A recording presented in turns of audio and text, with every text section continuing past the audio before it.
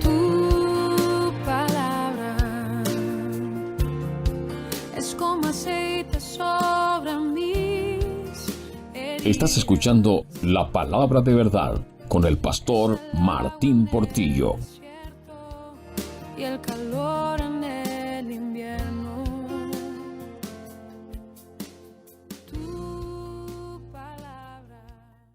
Bien, en las clases número 1, en la clase número 2 y número 3, nosotros estuvimos abordando doctrinas que son fundamentales.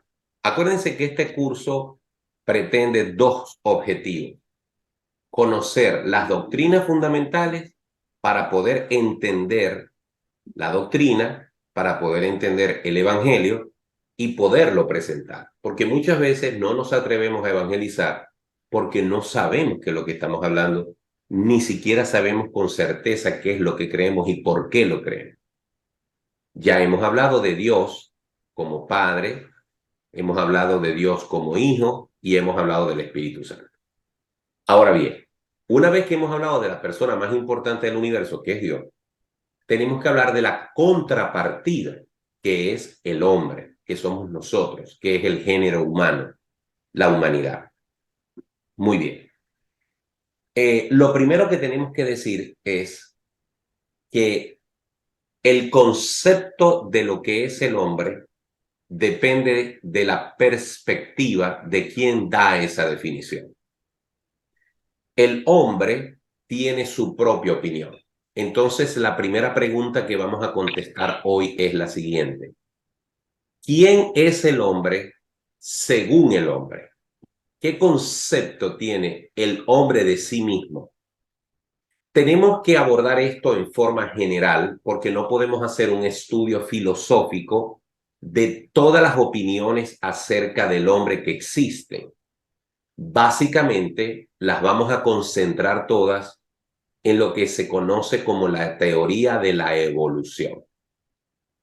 El ser humano, racionalmente, dice que todo lo que existe es el resultado de una gran casualidad, que todo lo que existe no tiene nada que ver con un ser supremo, no tiene que ver nada con un cielo, no tiene nada que ver con alguien que está más allá creando las cosas, sino que todo lo que existe es el resultado de una manifestación espontánea. De la nada se hizo el todo, del caos se hizo el orden, de la nada se hizo la vida, cosa que nosotros entendemos que esa es la teoría humana.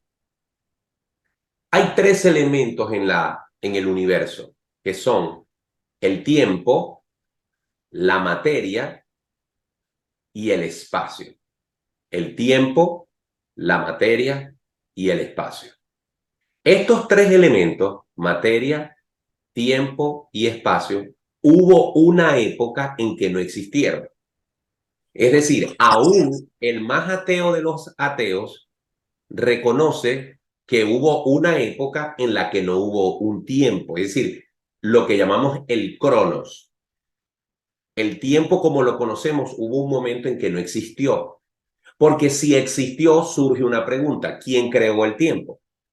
Entonces, el ateo, el que piensa que todo se creó producto de la casualidad, acepta que el tiempo es algo creado. También aceptan que la materia, la energía, las cosas que existen, las que se pueden tocar y las que no se pueden tocar, pero que existen, también fueron creadas, lo que es la materia como tal. Y aceptan también que el espacio donde está la materia también fue creado. Según el hombre, todo eso se creó espontáneamente en lo que es conocido como el Big Bang. Es decir, en un instante de la nada, sin ninguna explicación, sin ningún origen, ocurrió una explosión y esa explosión hizo que se expandiera el universo y después de, según el hombre, 6.500 millones de años estamos nosotros aquí. Es decir, el hombre acepta y cree que todo se produjo espontáneamente. Lo que no ha podido explicar el hombre es quién produjo esa explosión. Ni lo van a poder explicar, porque no importa cuán atrás traten de llevar la película, siempre el punto donde se les va a trancar el asunto es quién originó eso que ellos dicen que es el origen de todo. ¿Por qué a un ser humano le parece ridícula, le parece absurda la idea de que existe Dios, de que existe un creador, pero no le parece ridícula la idea de la evolución? Porque ¿quién produjo la evolución? ¿Quién produjo la evolución? ¿Y quién supervisó que las cosas salieran como salieran? Yo los invito cuando quieran a que busquen cualquier programa en YouTube que hable de la evolución.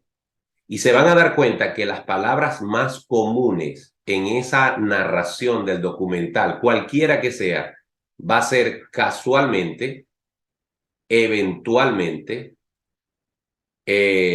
por suerte, afortunadamente. Todas esas palabras que hablan acerca de que las cosas salieron bien por casualidad son las que caracterizan la narración de la evolución. Es decir, cosas improbables, todas se sucedieron de una manera perfecta para que nosotros podamos estar aquí. Como decía Bill Kelly, se necesita más fe para creer en eso que para creer lo que creemos los cristianos, lo que creemos los creyentes, valga la redundancia, y es que hay un ser supremo que domina todas las cosas. El hombre, entonces, según el hombre, no es sino el resultado de la evolución. Por ejemplo, el hombre dice que una vez que se crearon las condiciones en la tierra para que hubiese vida, entonces las primeras manifestaciones de vida se dieron porque unos minerales se combinaron, hubo algún tipo de chispa y se generó la primera célula o la primera manifestación de una célula donde ya hubo vida. Otros dicen que no, que esas primeras células, esas primeras manifestaciones de vida vinieron de otras partes del universo y en forma de meteorito cayeron. La pregunta es, ¿y de dónde y quién creó esas formas de vida que llegaron en meteorito? Es decir, siempre va a haber una respuesta, una pregunta que no tiene respuesta, y es que ningún científico puede decir quién originó todo lo que ellos dicen que es una casualidad. Según ellos, este organismo unicelular espontáneamente decidió una tarde, porque eso es otra cosa, que las células duran pocas horas. Una célula, una tarde dijo, me voy a reproducir en otra célula adicional. Y entonces agarró esa célula y dijo, me voy a multiplicar. Imagínense, nosotros que somos seres inteligentes, por más que nos concentremos, no nos podemos multiplicar. Ojalá yo me pudiera multiplicar por 2 o por 3. Pero según los científicos, la célula decidió dividirse y convertirse en un organismo pluricelular. Yo supongo que eso lo hizo en una tarde. Luego que ese organismo pluricelular se dividió, entonces se convirtió en un organismo un poco más complejo. Estoy acelerando la película millones de años. De pronto, ese organismo se convierte en una especie de renacuajo. Y el renacuajo decide que le deben salir patas. También esas patas le debieron haber salido a la misma tarde. Y luego que se convirtió en un sapo, el sapo siguió nadando, y un día decidió salir del agua y respirar fuera del agua. Y le salieron pulmones. Y luego se fue haciendo más erecto, hasta que se convirtió en un Homo sapiens, y luego terminamos nosotros aquí siendo unos humanos inteligentes que enviamos cohetes a la luna. Todo eso por la simple y eventual casualidad del Big Bang. Imagínense que yo les diga a ustedes que un reloj, imaginemos este reloj, ¿ok? Yo lo desarmo, a ver si lo pueden ver ahí. Yo desarmo este reloj totalmente en cada una de sus piezas y lo pongo aquí en la mesa donde está la computadora. Y lo dejo totalmente desarmado. Cada tornillito, cada cosa lo desarmo y lo pongo allí. Hablemos de un reloj que ya existe, que ya tiene una forma, que ya tiene una figura. Yo dejo el reloj puesto sobre esta mesa, me voy y que yo diga que regreso en 1.000.000 de años y consigo el reloj armado. Es más fácil que eso suceda a todo lo que el hombre dice que sucedió en la evolución. Pero esa es la teoría del hombre. Ahora bien, como ellos no creen en Dios, como ellos no creen en un ser supremo, ¿qué creen los hombres que pasa con nosotros cuando nos morimos? ¿Alguien sabe? ¿Alguien sabe qué dice un ateo acerca de nosotros cuando nos morimos? ¿Qué han oído ustedes? Yo me imagino que dirán que se acaba la vida ya, no pasa más nada, nos quedamos ahí inertes, no pasa nada. Nos quedamos inertes. ¿Qué O más? sea, muere la materia, se transforma en otra cosa, se transforma, pero el alma queda ahí, ya. Ok. ¿Qué más? ¿Alguien más sabe cuáles son las teorías del hombre inconverso a relación cuando nosotros nos morimos?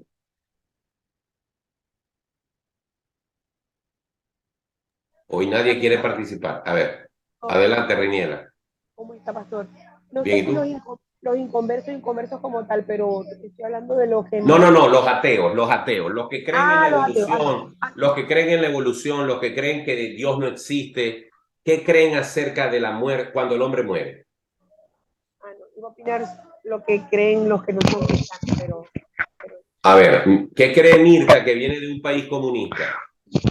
Bueno, creen que ya que todo se acabó, que no hay nada, esa materia se destruye y ya, o sea, se transforma, porque según ellos la materia ni se crea ni se destruye, se transforma.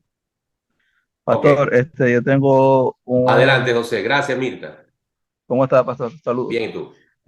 Yo tengo un compañero que él es ateo, que él dice que cuando uno se muere, uno lo que hace es reencarnar. Pues. Yo le explico, pero ¿cómo así que reencarnar? O sea, ¿cómo es que hace así? Uno reencarna en un animal, en algo que no es otro ser humano, sino que reencarna en un animal o otra cosa, pues.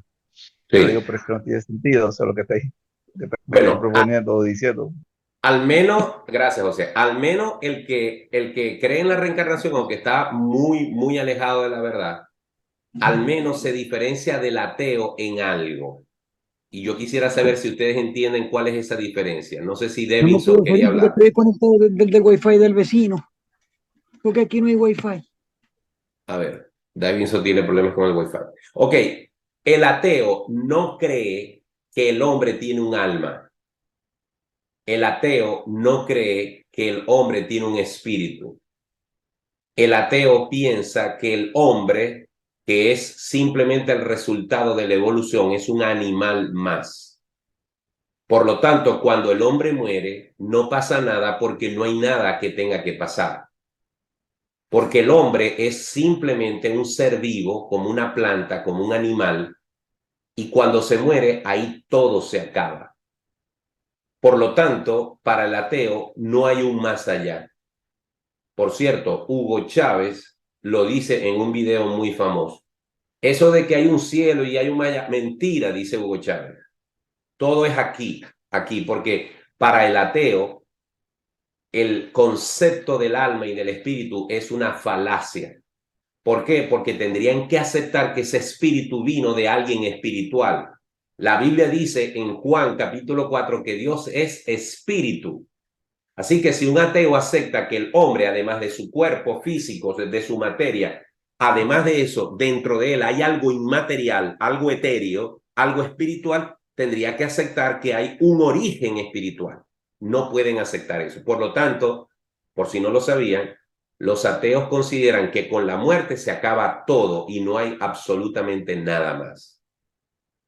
En el caso del que cree en la reencarnación, al menos ese sabe o cree o entiende que el hombre no es pura materia, que es al punto al que vamos ahora, sino que el hombre, además de ser materia, tiene dentro de sí algo inmaterial que sobrepasa este plano cuando este cuerpo se acaba.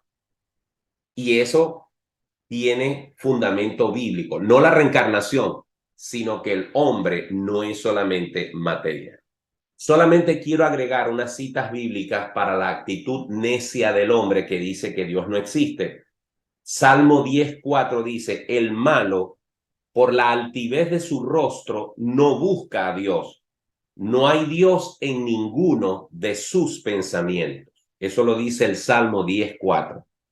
También el Salmo 14:1 dice el necio en su corazón, no hay Dios. Se han corrompido, hacen obras abominables, no hay quien haga el bien.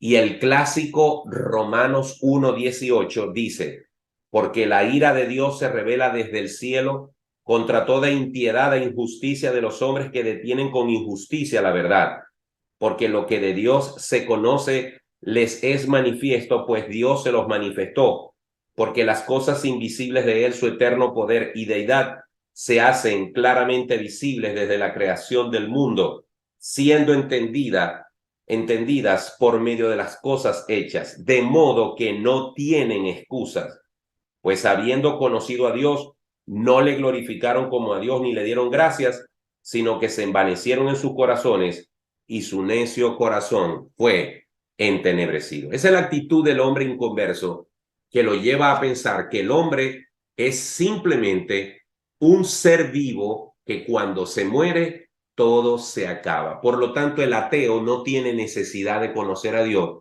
ni tiene temor del más allá, ni siente, según ellos, ningún tipo de aprensión en relación con la muerte, porque para ellos cuando todo termina aquí, pues todo se acabó. Eso me lo dijo una vez un señor en mi oficina en Maracaibo, de apellido Smith. Le predicaba yo de la palabra y al final él me dijo, yo no creo en el más allá. Y yo me acuerdo que le dije, señor Smith, si en el más allá no hay nada más, usted habrá tenido razón, pero eso a mí no me afecta porque yo tampoco tendré un más allá. Ni siquiera me voy a dar cuenta que yo estaba equivocado y creía en un Dios que no existía. Y usted tenía razón, pero tampoco usted se va a dar cuenta que tenía razón, porque tampoco hay un más allá para que se dé cuenta si tenía razón o no. Pero si hay un más allá, si hay un Dios, si hay un cielo y si hay un infierno, usted la va a pasar muy mal, porque usted no creyó lo que la Biblia dice. Y aquel hombre me dijo, yo acepto el riesgo, pero yo no creo en Dios y no creo en eso. Ok, eso es lo que el hombre cree acerca del hombre. Ahora, ¿quién es el hombre a la luz de la Biblia? Bueno, lo primero que tenemos que decir es que el hombre es creación de Dios. La Biblia dice claramente en Génesis 1:27 que Dios creó al hombre a su imagen y semejanza. Hay otra serie de citas bíblicas que por razones de tiempo no voy a leer, pero también en Génesis 5:1 y en Deuteronomio 4:32 nos habla acerca de que el hombre es creación de Dios. En segundo lugar, debemos decir que la misma palabra de Dios dice que el hombre fue creado a imagen y semejanza de Dios. Debemos hacer la aclaratoria que si bien es cierto, Dios es espíritu y el hombre es un ser tripartito, es decir, tiene alma, cuerpo y espíritu, Dios no tiene cuerpo, pero cuando la Biblia se refiere a que nos hizo a su imagen y semejanza, se está refiriendo a que el hombre tiene algunos elementos que son similares a los que Dios tiene. ¿Cuáles son esos elementos que nos hacen similares a Dios, a su imagen y semejanza? Primero, el hombre tiene voluntad, es decir, el hombre decide y puede decidir qué hacer y qué no hacer. El hombre tiene una mente una mente que le permite pensar, razonar, crear, hablar, recordar, etc. Dios también tiene una mente. Así como Dios tiene una voluntad, Dios tiene una mente. También el hombre tiene emociones, tiene la capacidad de sentir, de experimentar emociones, igual que las tiene Dios. El hombre tiene un componente que Dios le dio de sí mismo, que es el espíritu. Así que el hombre, a pesar de que tiene un cuerpo físico, una materia, también el hombre dentro de sí tiene un espíritu, y eso lo asemeja a Dios, porque Dios es espíritu, según lo que nos dice la palabra, especialmente en Juan capítulo 4. El hombre recibió un cuerpo físico que hasta el momento en que Adán pecó, ese cuerpo era perfecto. Ese cuerpo estaba en condiciones de perfección, pero producto del pecado, ese cuerpo se corrompió. Ese cuerpo tiene una fecha de caducidad. Ese cuerpo se muere. Pero la Biblia dice y promete que en el tiempo de la resurrección, cada uno de nosotros recibirá un cuerpo glorificado con el cual nos podemos presentar delante de Dios. Entonces, ¿quién es el hombre según la Biblia? El hombre es la creación de Dios. Pudiéramos decir que el hombre es la corona de la creación. Porque si revisamos toda la creación, nos damos cuenta que el hombre quedó para el final de la creación. Primero Dios creó los cielos y la tierra, creó las lumbreras, creó las plantas, creó el mar, separó las aguas de la tierra, creó los monstruos marinos, creó los animales terrestres, creó los seres vivos en general, las aves de los cielos, y deja de último al hombre para ponerlo sobre toda la creación. Así que podemos decir, sin duda alguna, que si la creación fuera una corona, el hombre es la diadema que va en el centro de la corona. Es realmente la parte más importante de la creación de Dios, es la joya de la corona. Muy bien. ¿Qué elementos componen la existencia del hombre? Son 3 elementos. Por eso leí primero a los Tesalonicenses, capítulo 1, versículo 23. Por favor, volvamos a ese versículo. Primero a los Tesalonicenses, capítulo 5, versículo 23. Volvamos a leer lo que dice este pasaje. Pablo, haciendo ya un cierre de esa carta, dice: y el mismo Dios de paz os santifique. Por favor, subrayen la palabra por completo. Os santifique por completo. Luego habla en singular y dice: y todo vuestro ser, es decir, toda vuestra existencia, toda la esencia de lo que son ustedes como persona, el ser, somos nosotros en nuestros 3 elementos: cuerpo, alma y espíritu. Entonces, observen que él dice: y todo vuestro ser, espíritu, alma y cuerpo, sea guardado. Observen que no dice sean guardados, sino que dice sea, porque se está refiriendo al ser como una sola cosa compuesta de 3 cosas: cuerpo, alma y espíritu. Vuestro ser sea guardado irreprensible para la venida del Señor Jesucristo. Entonces, el apóstol Pablo claramente nos está dejando ver a través de este versículo que el ser humano, que el hombre, tiene 3 elementos. ¿Por qué es importante saber esto? Porque el plan de salvación del que vamos a hablar al final de este curso es fundamental que nosotros entendamos y le hagamos entender, no, ese trabajo es del Espíritu Santo, pero en nuestra predicación dejemos claro a quien nos escucha que el hombre tiene un cuerpo, tiene un alma y tiene un espíritu. Cuando nosotros entendemos esos 3 elementos, se nos hace más fácil poder explicar el Evangelio y el efecto que tiene el Evangelio sobre cada uno de esos elementos. Es muy importante tener eso claro. Ahora, hablemos brevemente de qué es el cuerpo, qué es el alma y qué es el espíritu. El cuerpo evidentemente es todo lo que es físico, materia, palpable en el hombre. Su piel, sus músculos, su carne, sus huesos, sus coyunturas, incluso todos los fluidos, todo lo que se pueda tocar en el cuerpo humano, eso es su cuerpo.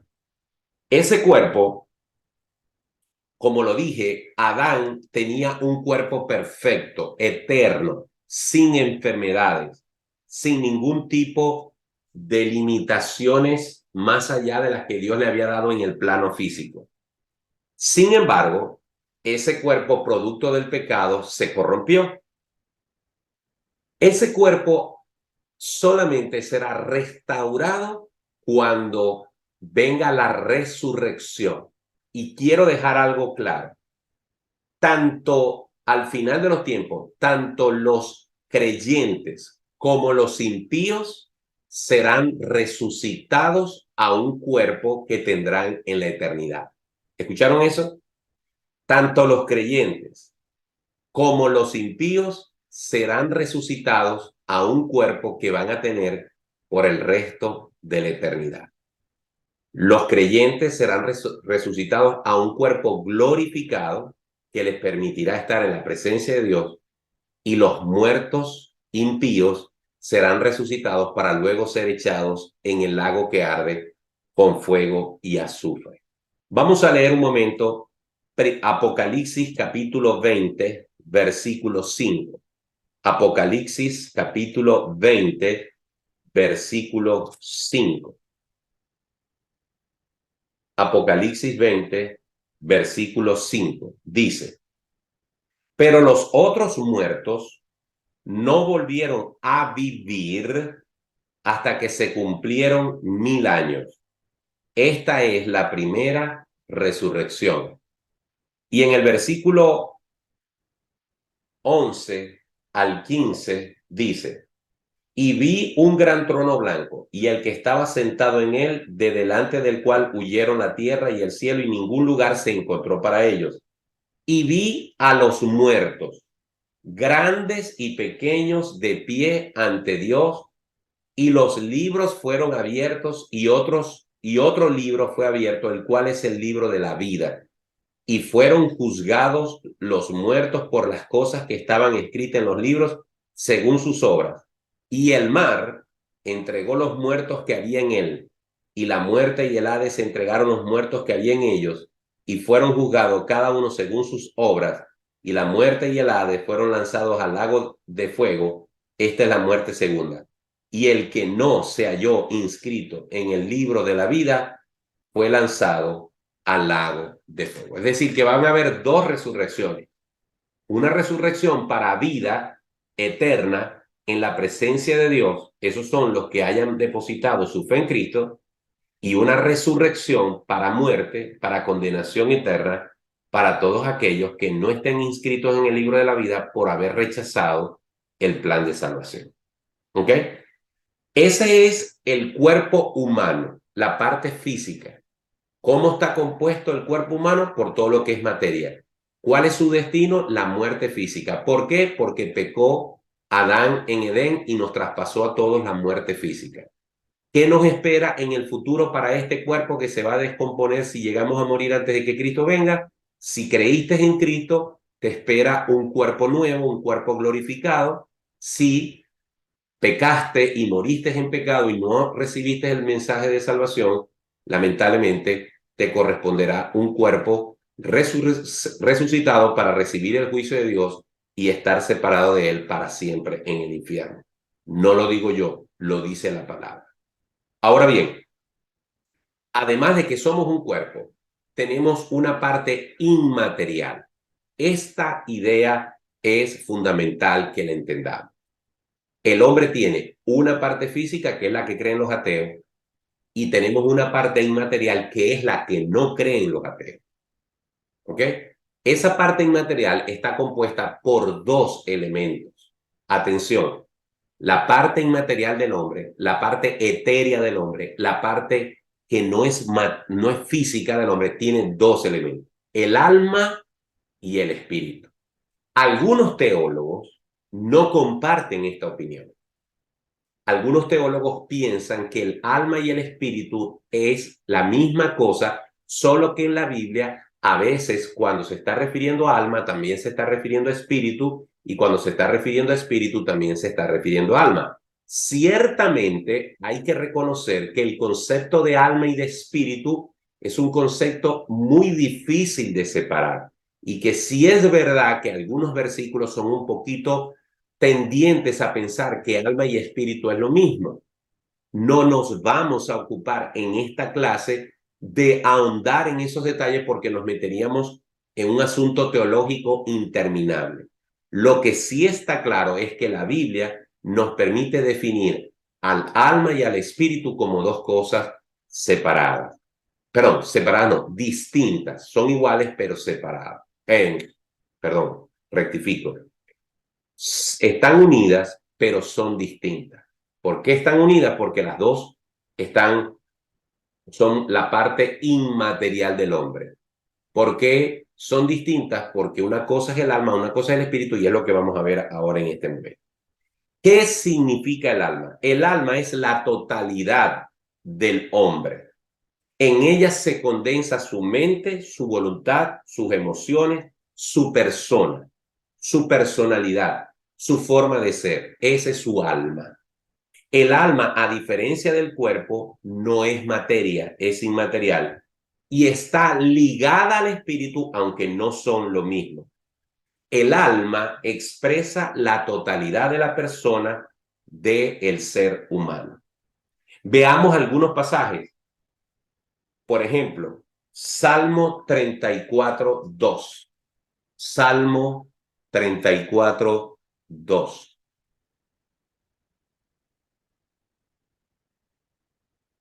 Dice, en Jehová se gloriará mi alma, lo oirán los mansos y se alegrarán. También podemos ir al Salmo 42:1. Salmo 42:1. Como el ciervo brama por las corrientes de las aguas, así clama por ti, oh Dios, el alma mía.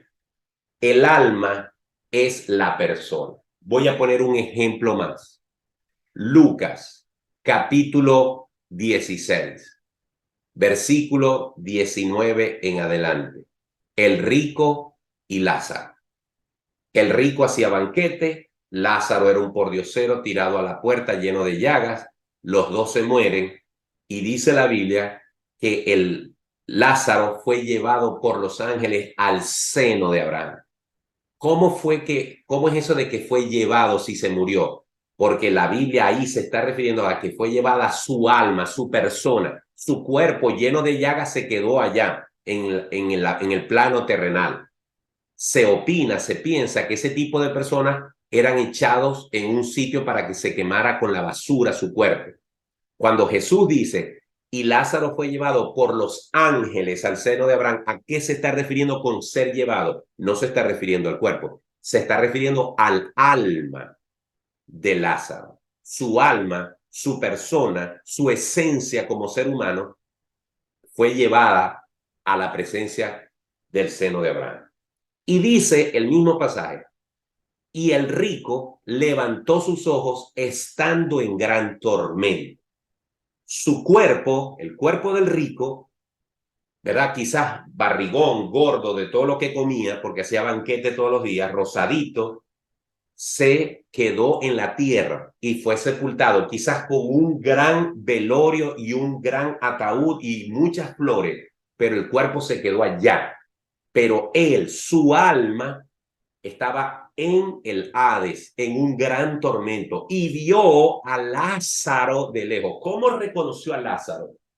Porque a pesar de que el alma es algo inmaterial, aparentemente, allá, en el más allá, hay una cierta figura que nos permite reconocernos y saber quiénes eran. Así que el alma es la parte inmaterial del hombre, es su persona. Y esa alma es eterna. ¿Escuchó?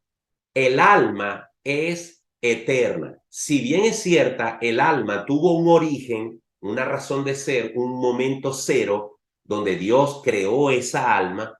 De ahí en adelante, el alma es eterna. El alma suya, el alma mía, este Martín que está hablando, este Martín que usted está viendo, es un cascarón. Yo cada vez que me veo en el espejo, usted cada vez que se ve en el espejo, eso que usted está viendo es el cajón donde su alma reposa. Usted es realmente un alma que está dentro de ese cajón. Y esa alma, cuando usted se muera, cuando yo me muera, va a trascender a este cuerpo y nos encontraremos en otro lugar. Que la Biblia aclara en forma enfática que para los creyentes será la presencia de Cristo. Al menos eso es lo que creía Pablo cuando dijo que estar con Cristo es muchísimo mejor. Para mí, el morir es ganancia. ¿Por qué? Porque su alma, él sabía que su cuerpo se quedaría aquí, pero su alma iría a la presencia del Padre Celestial. Ahora bien, esa alma que tiene voluntad, que tiene emociones, que tiene recuerdos, que tiene mente, que tiene personalidad, también en la Biblia se usan unos conceptos para referirse al alma del hombre. El concepto similar puede ser el corazón del hombre, y no se está refiriendo al músculo cardíaco, sino al centro de las emociones del hombre, el corazón del hombre, la mente del hombre, la voluntad del hombre, la conciencia del hombre. Todos esos son conceptos que asocian bíblicamente el término alma. Corazón del hombre, mente del hombre, voluntad del hombre, la conciencia del hombre. Muy bien, eso sería en relación con el alma. Ya dijimos que el cuerpo es la parte física, el alma es inmaterial, está ligada al espíritu, pero no es lo mismo. Ahora hablemos de espíritu. Aquí estamos hablando no del Espíritu Santo, no del Espíritu de Dios. Estamos hablando del espíritu que Dios le dio al hombre. Ese espíritu es lo que nos diferencia del resto de los seres vivos. Veamos un momento lo que dice Hebreos capítulo 4, versículo 12. Hebreos capítulo 4, versículo 12.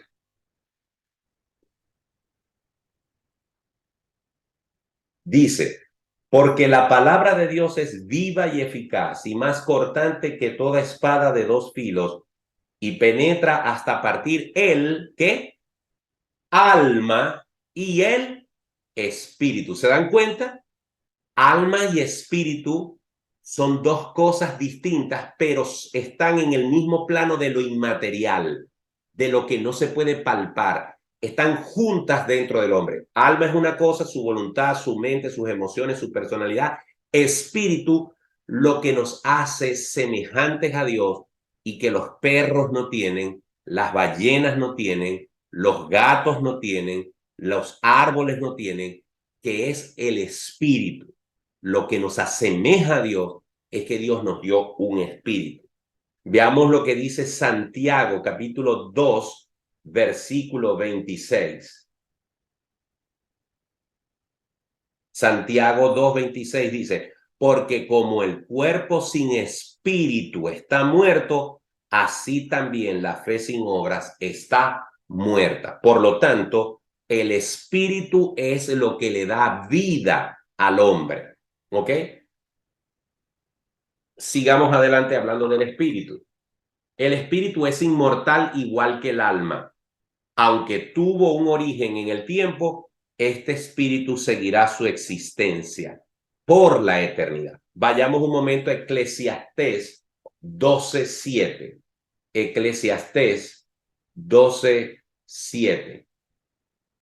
Eclesiastés 12:7 dice: y el polvo vuelva a la tierra como era, y el espíritu vuelva a Dios que lo dio. El polvo vuelva a la tierra como era y el espíritu vuelva a Dios que lo dio. El espíritu lo dio Dios y el espíritu es propiedad de Dios y Dios decide su destino eterno. ¿Cómo sabemos el destino eterno del espíritu? Dependiendo de qué hayamos decidido hacer con la oferta de salvación en Cristo Jesús. El espíritu del hombre murió con el pecado. Cuando Dios le dijo a Adán, no comas del árbol de la ciencia del bien y del mal, porque el día que lo hagas, ¿qué? Morirás. Cuando Adán y Eva comieron del árbol, no murieron de un infarto, no les dio una apoplejía y se murieron, no les dio un derrame cerebral y se murieron. Murieron espiritualmente. La muerte espiritual, la muerte del espíritu que Dios nos dio, no es que el espíritu deja de existir en nosotros, no, sino que el espíritu entra en un estado de separación de Dios. Estamos separados de Dios, producto de nuestro pecado, y espiritualmente, aunque tenemos un espíritu que Dios nos dio, ese espíritu está muerto para Dios porque nos rebelamos contra Él y como consecuencia de nuestro pecado estamos separados de Dios. Cuando usted vaya a evangelizar, cuando usted vaya a predicar el evangelio, usted tiene que tener claro que usted y yo estábamos muertos en nuestros delitos y pecados. Y usted lo que está haciendo al evangelizar es dejándose usar por Dios para que la palabra de Dios convenza a esa persona que él está muerto en sus delitos y pecados y que si no se reconcilia con Dios, lamentablemente se va a condenar porque está separado de Dios. Veamos un momento lo que dice Efesios 2:1 para que veamos lo que Dios hace en la vida de alguien que cree en Él y en su espíritu. ¿Qué hace en el espíritu de esa persona?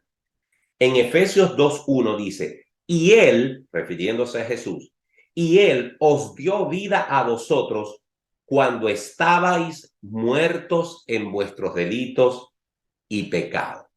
Entonces, el espíritu del hombre está muerto, no es que ha dejado de existir, sino que está separado de Dios cuando no está redimido por la sangre de Cristo. Igual que Adán y Eva se separaron de Dios cuando pecaron contra Él. Muy bien, cuando la persona nace de nuevo, ese espíritu es vivificado y el Señor, además de eso, le da del Espíritu Santo. Ahora sí, espíritu con E mayúscula. Cuando tú crees en Cristo, tu espíritu muerto es vivificado, tienes comunión con Dios porque tu espíritu vuelve a la vida, tu espíritu que estaba alejado de Dios, separado de Dios, muerto para Dios, Dios lo restaura, lo resucita dentro de ti, te da un nuevo espíritu y además de eso te otorga el Espíritu Santo que viene a ser ahora habitación contigo. Todo eso sucede cuando uno cree en Jesucristo. Debemos dejar entonces bien claro que alma y espíritu son dos cosas distintas, pero no se pueden separar. Muy bien. ¿Cuál era la condición del hombre antes de la caída en Edén? ¿Cómo eran Adán y Eva antes de cometer pecado? En primer lugar, estaban desnudos y no sentían vergüenza. Ellos estaban desnudos y no sentían vergüenza. Y la vergüenza que ellos no sentían no era entre ellos dos, porque ustedes y yo sabemos que cuando un marido y su esposa ya están casados y se aman y tienen intimidad, no les da pena verse desnudos el uno al otro, porque son pareja. Pero Adán y Eva andaban como niños desnudos por el Edén sin sentir vergüenza de Dios. Cuando ellos pecaron, ellos sintieron vergüenza de que Dios los viera desnudos. ¿Por qué? Porque su mente cambió producto del pecado. Además de que andaban desnudos y no se avergonzaban, Adán y Eva tenían un cuerpo que era eterno. No tenían presencia de enfermedades y la muerte física no estaba contemplada. En teoría, pues Adán y Eva vivirían por siempre si no hubiesen pecado. Además de eso, el espíritu que Dios les dio al momento de crearlos, que la Biblia dice que sopló en sus narices, ese espíritu estaba vivo, tenían plena comunión con el Señor. El pecado no se había hecho presente, no había separación de Dios. El hombre y Dios hablaban y se trataban con total y absoluta normalidad porque no había pecado. Como no había pecado en él, la creación en general, los animales, las plantas, la naturaleza, en ellas no se había manifestado el juicio y la maldición de Dios. Cuando el pecado entró, entonces entró el juicio y la maldición. Pero hasta ese momento, por no haber pecado todavía el hombre, no había ningún tipo de juicio ni maldición sobre la tierra. ¿Cuál fue el proceso por medio del cual el hombre cayó en pecado? El proceso por medio del cual la mujer escuchó a Satanás y luego la mujer hizo que Satanás, que su esposo pecara. Ese proceso es el mismo que usa Satanás desde aquel entonces hasta el sol de hoy. Cada vez que usted peca, cada vez que yo peco, es exactamente lo que Satanás hace. Él no ha cambiado su modus operandi. El proceso es exactamente el mismo. Y lo vamos a conseguir en Santiago. Santiago capítulo 1. Santiago capítulo 1 nos dice cuál es el modus operandi de Satanás. Y acuérdense que hay un dicho que dice, guerra avisada no mata soldado. Así que la forma de actuar de Satanás está descubierta y él no se ha molestado en cambiarla. Y la razón por la que no se molesta en cambiarla es porque siempre le funciona. Observemos lo que dice Santiago capítulo 1, versículo 13. Santiago capítulo 1, versículo 13. Cuando alguno es tentado, no diga que es tentado de parte de Dios, porque Dios no puede ser tentado por el mal, ni él tienta a nadie, sino que cada uno es tentado cuando de su propia concupiscencia es atraído y seducido. Entonces la concupiscencia, después que ha concebido, da a luz el pecado, y el pecado, siendo consumado, da a luz la muerte. Si nosotros vamos a Génesis, ¿verdad? ¿Cómo se presentó la tentación? En primer lugar, Dios le dio un marco de acción al hombre. Escuche bien esto.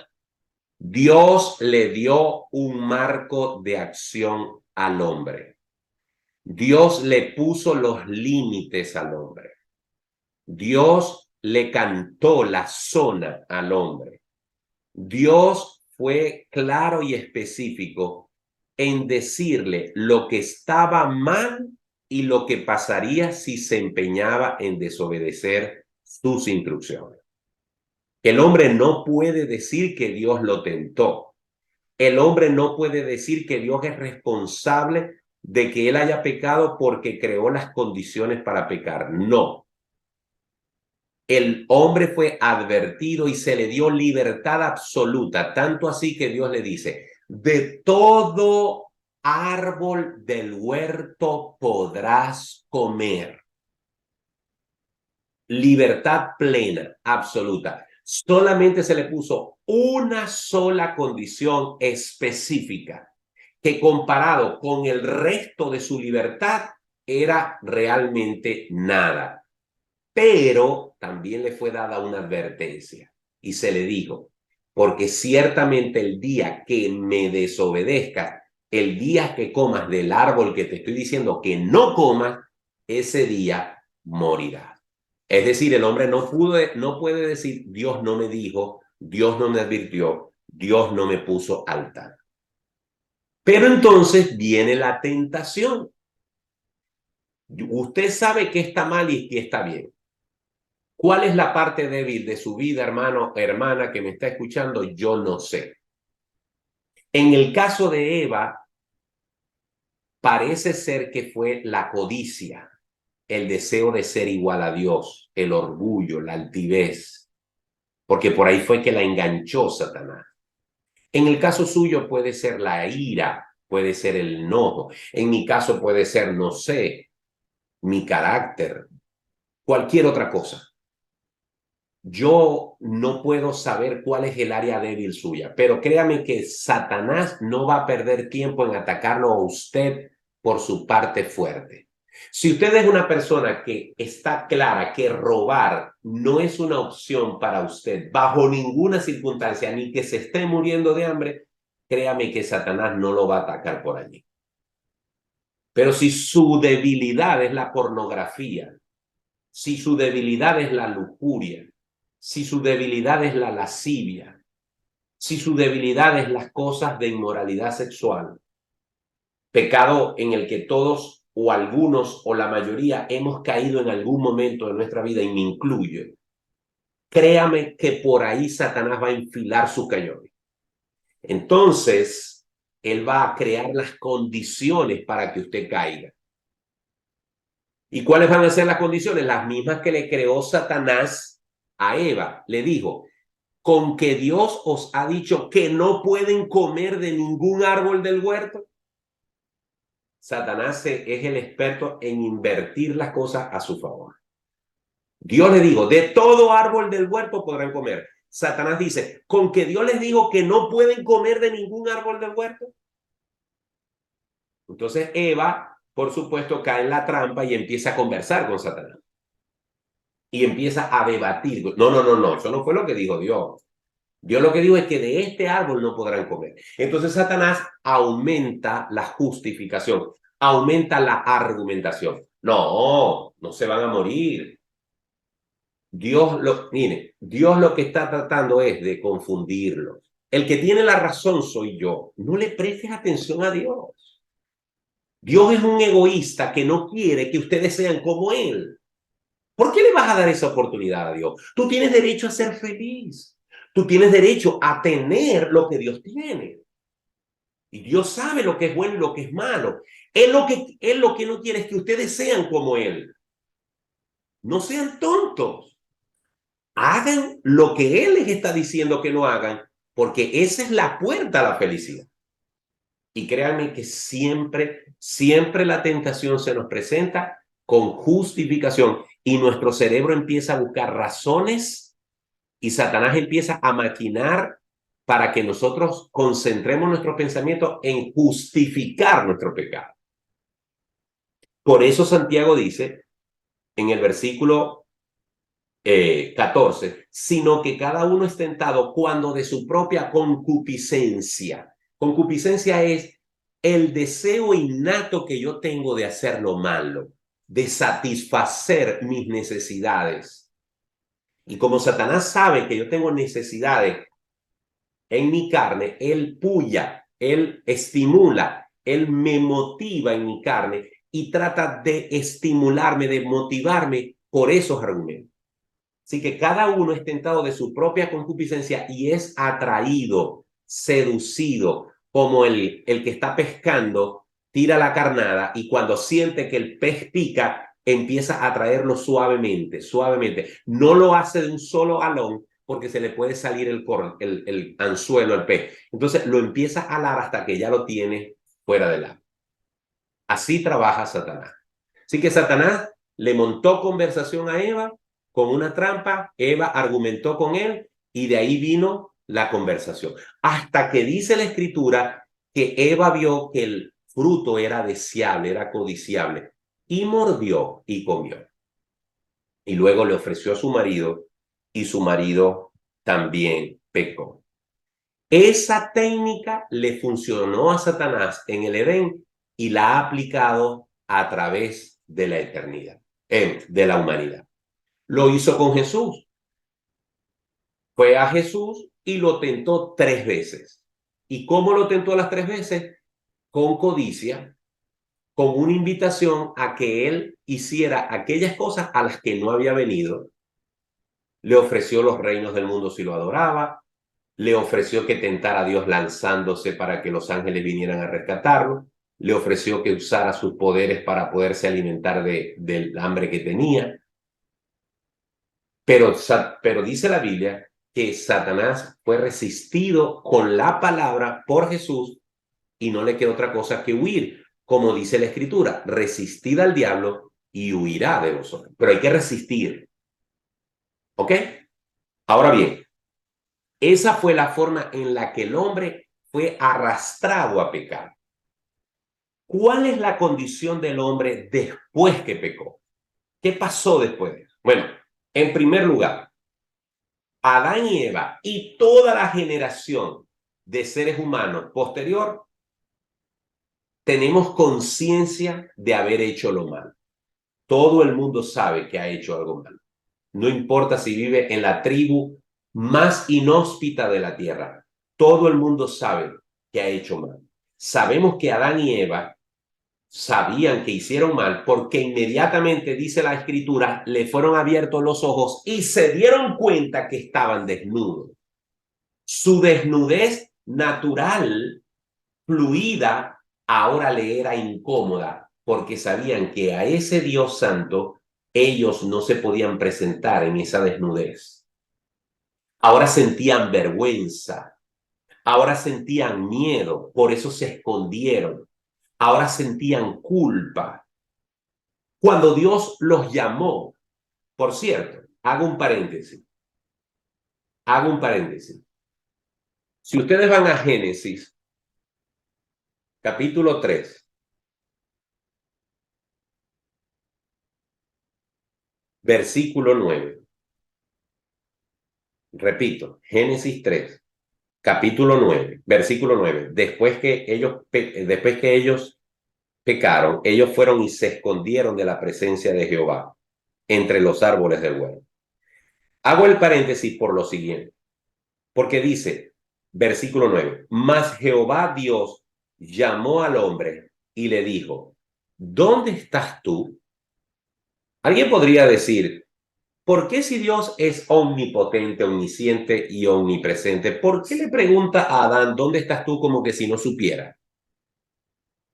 Y es que en muchas ocasiones, y se lo explicaba a alguien en estos días que me preguntaba que por qué Jesús, por ejemplo, preguntó, ¿quién me ha tocado? ¿Por qué Jesús le preguntaba a un ciego, ¿qué quieres que te haga? ¿Por qué cuando le preguntaron a Jesús, Señor, ¿cuándo van a suceder estas cosas? ¿Por qué Jesús dijo, ni el Hijo del Hombre lo sabe, sino mi Padre que está en los cielos? Jesús no es Dios, porque Él dice que no sabe. Miren, hermanos, Dios es tan amoroso que Él se baja a nuestro nivel para poder tener relación con nosotros. Por supuesto que Dios sabía dónde estaba Adán, pero Él se baja al nivel de Adán y para entablar una conversación le dice, ¿dónde estás? Dándole la oportunidad a Adán a que establezca una relación con Él, una conversación con Él y confiese su pecado. No era que Dios no sabía dónde estaba, por supuesto que lo sabía. Pero cuando Dios le dice, versículo 10, cuando Adán dice, y él respondió, oí tu voz en el huerto y tuve miedo, porque estaba desnudo y me escondí. Y Dios le hace otra pregunta, ¿y quién te enseñó que estabas desnudo? ¿Acaso Dios no sabía la respuesta a esa pregunta? Entonces, ¿por qué la hace? Porque está bajándose al nivel de Adán para que Adán pueda conversar con él. Y Dios le dijo, ¿quién te enseñó que estabas desnudo? ¿Has comido del árbol que yo te mandé que no comieses? ¿Por qué Dios hace esa pregunta? Si Dios sabía que había comido, porque está hablando con Adán a su nivel. Y el hombre respondió lo que hacemos todos cuando pecamos. Le echamos la culpa a otro. Cada vez que pecamos, le echamos la culpa a otro. Nos buscamos una excusa. Pocos bajan la cerviz cuando son confrontados con el pecado. Una de las cosas que distingue la actitud de Saúl y de David, ¿cuál fue? que cuando Saúl fue confrontado con su pecado por Samuel, él procuró resolver el problema por su cuenta. Cuando David fue confrontado con su pecado con Betsabé por el profeta Natán, David, cuando se dio cuenta que había sido descubierto, bajó la cabeza y dijo, he pecado. Igualito tuvo consecuencias, pero la gran diferencia es que Saúl fue desechado y David, a pesar de su pecado, Dios lo conservó, lo perdonó y le remitió su pecado. Pero la mayoría de nosotros, cuando pecamos y somos descubiertos, no bajamos la cerviz, sino que responsabilizamos a otros. Eso lo hizo Adán, lo hizo Eva, porque cuando Adán acusa a su mujer, Dios le dice a la mujer, ¿y qué hiciste? Y la mujer dice, fue la serpiente la que me intentó. Es decir, vamos pasando la culpa a otros. Pero además de eso, no hubo arrepentimiento, simples excusas. Por lo tanto, Adán y Eva perdieron su comunión con Dios, murieron espiritualmente, se hicieron insensibles espiritualmente, adquirieron la muerte física, entraron las enfermedades, entraron toda suerte de problemas a la humanidad y se activó la maldición y el juicio de Dios en contra de todo lo creado. Todo lo creado sufrió y ha sufrido como consecuencia del pecado. Bien, como el tiempo ha avanzado y estamos sobregirados en tiempo, tengo que atender los últimos dos puntos. Y es, si Dios sabía que el hombre iba a pecar, ¿por qué lo creó o por qué permitió que pecara? Bueno, lo primero que tengo que decir es lo siguiente. Es imposible saber el porqué de las cosas que Dios ha hecho. Pues muchas de las cosas que Dios ha hecho están fuera de nuestra capacidad de comprensión. Repito, ¿por qué si Dios sabía que iba a pecar Adán, por qué lo creó, por qué lo permitió? Porque es imposible, lo primero que tenemos que decir es que es imposible que nosotros podamos entender todo lo que Dios ha hecho. El porqué de las cosas no siempre nos va a ser explicado. Y el mejor ejemplo de eso fue lo que le pasó a Job. Ustedes saben que en los 42 libros, en los 42 capítulos de Job, nunca Dios le explicó a Job por qué pasó por todo lo que pasó. Él fue arruinado sin causa, él fue enfermo, él fue abandonado por la esposa, él fue acusado por los amigos, él discutió con Dios, Dios después discute con él luego se arrepiente, reconoce que Dios es soberano, Dios lo restaura, pero Job nunca se enteró de la conversación que Satanás y Dios tuvieron acerca de él. Él nunca entendió por qué él pasó por todo eso. Así que los por qué de Dios no siempre los vamos a entender. Para eso nos dieron la fe. Para eso Dios nos da la fe, para que lo aceptemos por fe. Es problema nuestro si lo aceptamos o no. Y les voy a dar dos citas que no podemos leer. Deuteronomio 29:29 y Primera los Corintios 13:12. Esa sí la quiero leer para explicar. Primera los Corintios 13:12. Primera los Corintios 13:12 dice: ahora vemos por espejo, oscuramente, mas entonces veremos cara a cara. Ahora conozco en parte, pero entonces conoceré cómo fui conocido. Es decir, este versículo me alienta a pensar que algún día voy a tener toda la eternidad para que Dios me explique algunas cosas. ¿Ok? Entonces, respondiendo a la pregunta, ¿por qué Dios permitió que Adán pecara? ¿Por qué si sabía que iba a pasar eso? ¿Por qué lo hizo? Lo primero es, no sabemos por qué. Porque Dios quiso. Tratar de explicar eso es un acto de soberbia, porque simplemente hay cosas que no las podemos entender. De todas maneras, podemos decir lo siguiente. Antes de crear al ser humano, Dios creó a los ángeles y ellos, igual que los hombres, tienen un componente del cual Dios no les privó. ¿Cuál es ese componente? La libertad de elegir, obedecer o no obedecer. Lo que llamamos el libre albedrío. Las dos alternativas a esto era no crear a nadie o crear seres incapaces de tomar decisiones y por lo tanto obedecer unilateralmente a Dios. Me explico. Habían tres opciones si Dios iba a hacer esto.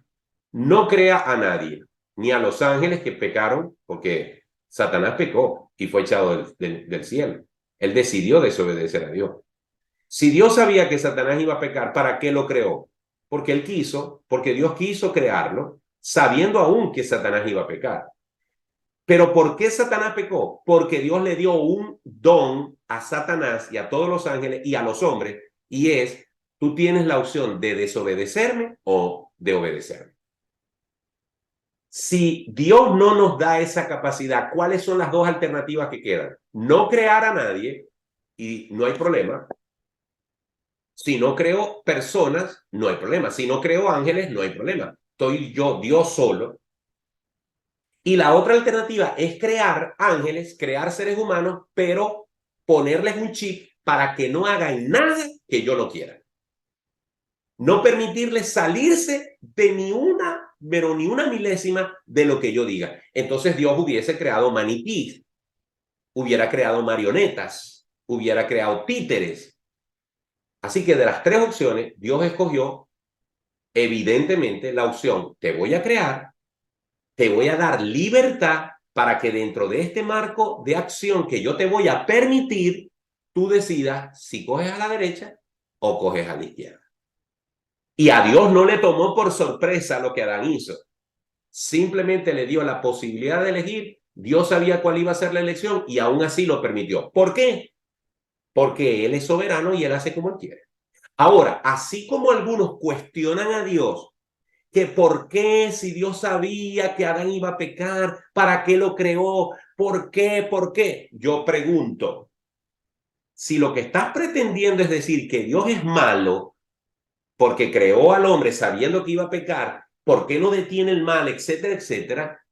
Yo pregunto, si tú crees que Dios es malo por eso, si te atreves a cuestionar a Dios por eso, ¿por qué no te preguntas por qué Dios, sabiendo que el hombre iba a pecar y que el hombre se iba a perder, por qué Dios, sabiendo eso y sabiendo que la única forma de resolver el problema era a través de otro hombre perfecto, sin pecado, y que ese hombre sin pecado iba a ser su propio hijo Jesús, que lo iba a hacer sufrir, que lo iba a humillar, que lo iba a llevar a una cruz, a desangrarse, a recibir latigazos? ¿Por qué Dios, sabiendo que iba a pasar todo eso, lo permitió? Porque Dios es amor. Porque Dios merece toda la gloria y toda la honra. Así que si cuestionamos a Dios por una cosa, ¿por qué no lo cuestionamos por otra? Todo ese sufrimiento de Jesús en la cruz se hubiese ahorrado si Dios no hace ningún ser humano, si Dios hubiese hecho seres humanos autómatas, pero como Él no escogió ninguna de esas dos opciones, sino escogió hacer hombres con libre albedrío, Jesús pagó por nuestro pecado. En el material voy a tener otros argumentos, pero por razones de tiempo no los puedo ahondar. Me falta un último punto y con este termino. ¿Existe una solución para el hombre y las consecuencias de su pecado? ¿Existe una solución para el hombre y las consecuencias de su caída? La respuesta es sí. Por eso estamos haciendo este curso. Porque lo que yo quiero dejarle claro a usted es que cuando usted va a predicar, usted está llevando una medicina para la peor enfermedad que existe. Cuando usted va a predicar el evangelio, usted está llevando el suero antiofídico para la salvación del hombre. El mismo suero que lo salvó a usted, el mismo suero que me salvó a mí.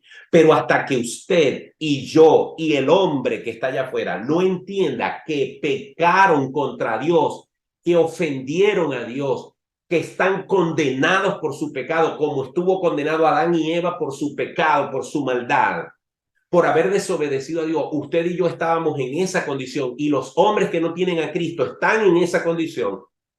Hasta que el hombre no entienda el peso de su pecado, no va a tener necesidad de ser salvo. Usted no va a tener necesidad de tomarse una medicina hasta que se sienta enfermo con la enfermedad que esa medicina cura. Por eso es que mucha gente no busca a Dios, porque no se consideran lo suficientemente pecadores para necesitar un Salvador. Y los que aceptan que son pecadores creen que pueden salvarse con una compensación que Dios les tiene que dar, porque así como son pecadores, también han hecho buenas obras. Y entonces Dios le va a cambiar las buenas obras por las malas. No.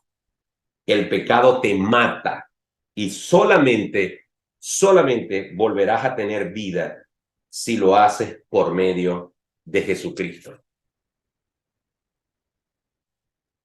Quiero terminar diciendo lo que dice 1 Corintios 15, 22.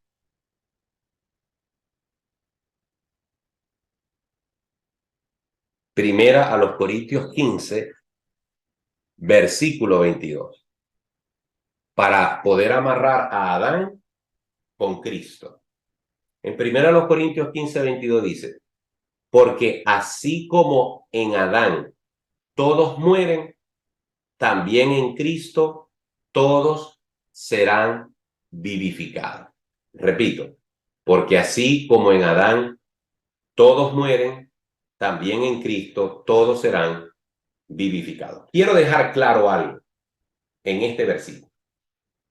Si usted agarra este versículo y lo analiza fuera del contexto, cualquiera puede decir, un momentito, según 1 Corintios 15, 22, si el pecado pasó a todos los humanos, el pecado que Adán cometió pasó a todos los humanos, aquí este versículo está diciendo que lo que Cristo hizo en la cruz, que es la redención del cuerpo, del pecado, nos va a pasar automáticamente a todos, porque aquí dice, mire, también en Cristo todos serán vivificados.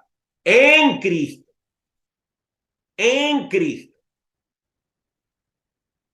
Si usted no está en Cristo, no será vivificado. ¿Está entendiendo esa parte? No es que usted va a ser salvo automáticamente porque Cristo murió en la cruz. No. De modo que el que está en Cristo, nueva criatura es. Sí, Cristo murió en la cruz por nuestros pecados. Sí, pero si usted no se acoge a esa salvación, si usted no se aplica, si usted no se apropia, si usted no confía, si usted no recibe, si usted no se abandona en el sacrificio de Cristo, lo que Cristo hizo en la cruz a usted no le va a funcionar, a usted no le toca, a usted no le aplica. Y eso es lo que tenemos que transmitir cuando estamos evangelizando. Por supuesto, veremos algunas técnicas, veremos algunos conceptos, veremos algunos modelos de cómo explicarle eso a la gente. Pero lo que la gente tiene que entender es que solamente en Cristo tienen salvación. Hay un corito que dice, solamente en Cristo, solamente en Él, la salvación se encuentra en Él. No hay otro nombre dado a los hombres, solamente en Cristo, solamente en Él. Déjenme decirle algo. En Génesis 3:15, ya el Señor nos prometió la salvación. En Génesis 3:15, ya el Señor, allá en Edén, recién cometido el pecado de Adán y Eva, Dios le dice a Satanás, y pondré enemistad entre ti y la mujer, entre tu simiente, la simiente de Satanás, y la simiente suya, la simiente de la mujer. Esta, la simiente de la mujer, te herirá en la cabeza y tú le herirás en el calcañar. En otras palabras, esto es lo que se conoce en teología como el protoevangelio. Protoevangelio, el primer evangelio. Ya Dios en Génesis 3:15 le garantiza a la serpiente, a Satanás, que ciertamente él tendrá la capacidad de morder en el calcañar. El calcañar es aquí abajo, en el talón. arriba del talón, ahí donde está ese tendón, esa parte dura del talón, ese es el calcañar. Satanás mordería allí a Jesucristo, en el sentido de que lo mató en la cruz del Calvario.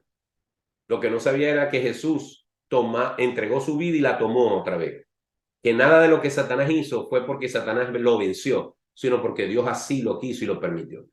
Pero esa muerte física de Cristo sirvió para redimir y mató por la cabeza a Satanás. Por eso dice la Biblia que ya él está vencido. Él está aplastado por el pie del Señor Jesucristo. Bien, hermano, me pasé 22 minutos, pero para mí esto era muy importante dejarlo claro. Tengo la guía, se las voy a hacer llegar por PDF. A veces me da tiempo preparar las láminas de PowerPoint, a veces no. Este fue el caso en el que no preparé láminas de PowerPoint, pero yo creo que con la guía es suficiente. Así que el que la quiera me la pide y yo se la paso por WhatsApp. Bueno, no sé si... Perdón, Pastor, dígame, Maro. Pastor, o sea, nosotros podemos concluir diciendo que la caída del hombre es una parte integral del plan de salvación de nuestro Padre Celestial. Evidentemente. Fíjense lo siguiente. Dios, hubo una época, pensando en términos humanos, hubo una época en que no habían ángeles y no habían humanos. Estaba Dios solo. ¿Qué movió a Dios? ¿Qué lo movió a hacer todo lo que llamamos nosotros el plan de salvación? No lo sé. Yo no lo sé.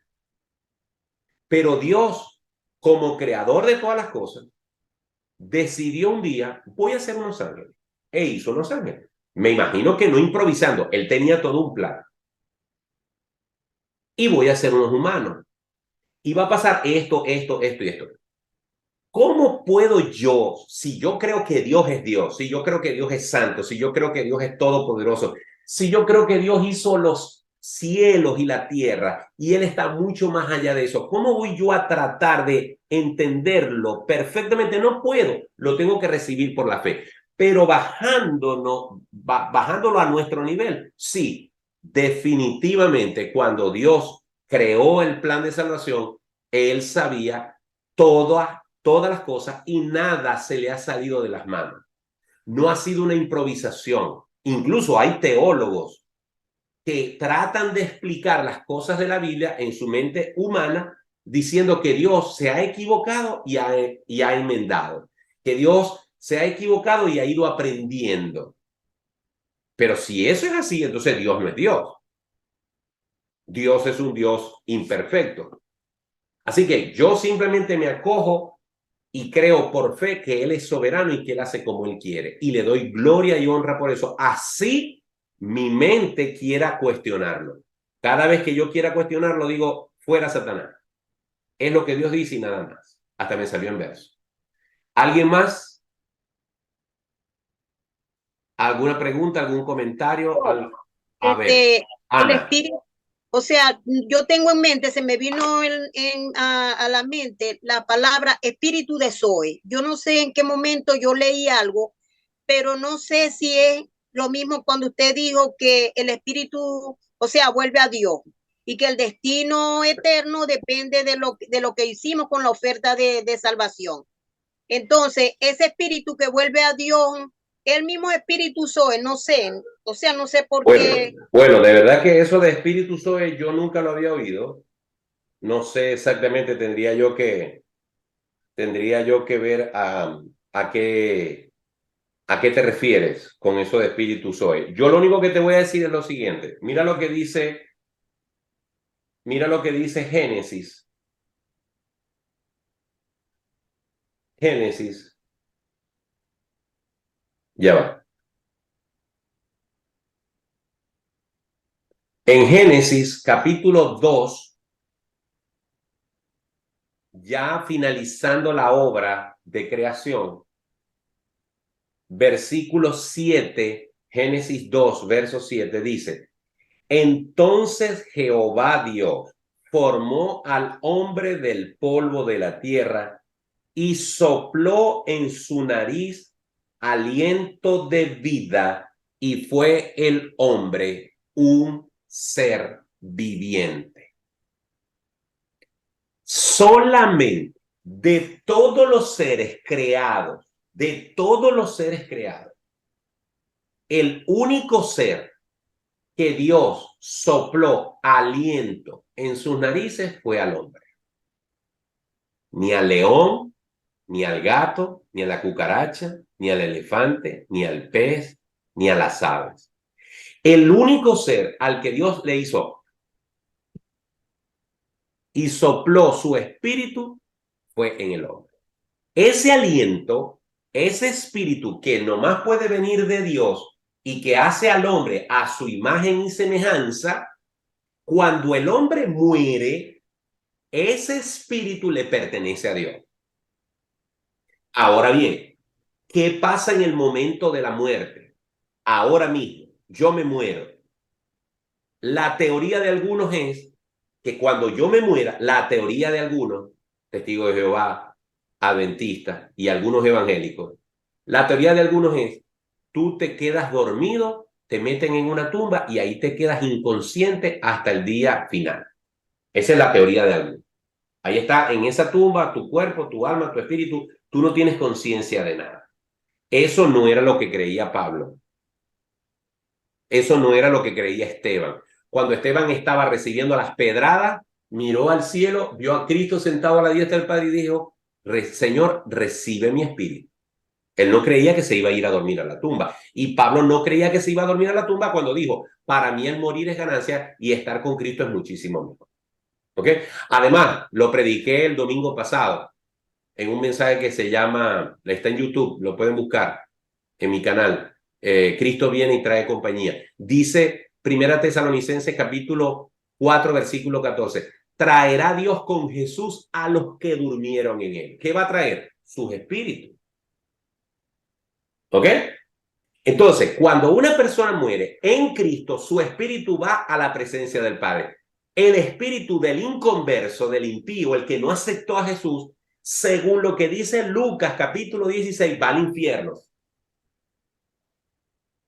Y en el final de los tiempos, cuando ocurra la resurrección, tanto de vivos como tanto de los creyentes como de los no creyentes, cada una de esas personas recibirá un cuerpo en resurrección, unos para vida eterna y otros para condenación, con un cuerpo preparado para esa eternidad. Pero el espíritu es de Dios y va a existir por la eternidad, o en su presencia o alejado de él, en el lago que arde con fuego y azufre. Ahora, Pastor, eso no lo sé. Adelante, Egdamar. Ajá, aquí yo busqué en Google y dice que en el idioma en griego, ok, hay varias formas o varias traducciones de la palabra vida, ok, y dice que una de esas traducciones se usa, que se llama Zoe, que está en Juan 1:4 y dice, en él estaba la vida y la vida era la luz de los hombres. Que en esa traducción, la palabra griega que aquí está, que es Zoe, se refiere a la vida, dice, increada, eterna, la vida divina poseída exclusivamente por Dios. Dice la traducción aquí en Google. Sí, evidentemente, ahora sí entiendo a qué te referías, que es una palabra en griego que se utiliza, según lo que nos acaba de decir Egdamar, en el Evangelio de Juan, capítulo 1, versículo 4. Sí, cuando nosotros leemos Juan 1:4, estamos hablando de la descripción, quizás la descripción más hermosa que hay en la Biblia acerca de la divinidad de Jesús. Y si vamos a ese versículo, dice, todas las cosas por él fueron hechas y sin él nada de lo que ha sido hecho fue hecho. En él, en Jesús, estaba la vida y la vida era la luz de los hombres. Es decir, cuando dice la vida Zoe, es decir, ahí estaba la Zoe o la palabra griega que significa hay vida, es la vida en general. Es decir, lo que le da vida a todo lo que esté vivo, a la creación, en Jesús estaba esa vida. Él es lo que le da vida, es lo que permite que las cosas existan. Por eso dice también en Hebreo que las cosas por él subsisten, porque Jesús es la vida. Por eso dice la Biblia, yo soy el camino, la verdad y la vida. Habría que ver si en griego, en el capítulo 14, versículo 6, se vuelve a usar la palabra Zoe en esa porción bíblica. Pero definitivamente la vida Zoe, por lo que está diciendo Edamar y trajo a colación Anita, tiene que ver es con la esencia de la existencia. Dios, Jesucristo, es la esencia de la existencia de todas las cosas. Bueno, muy bien. Tu palabra es la voz que me habla en la mañana. Y esto fue La Palabra de Verdad con el pastor Martín Portillo.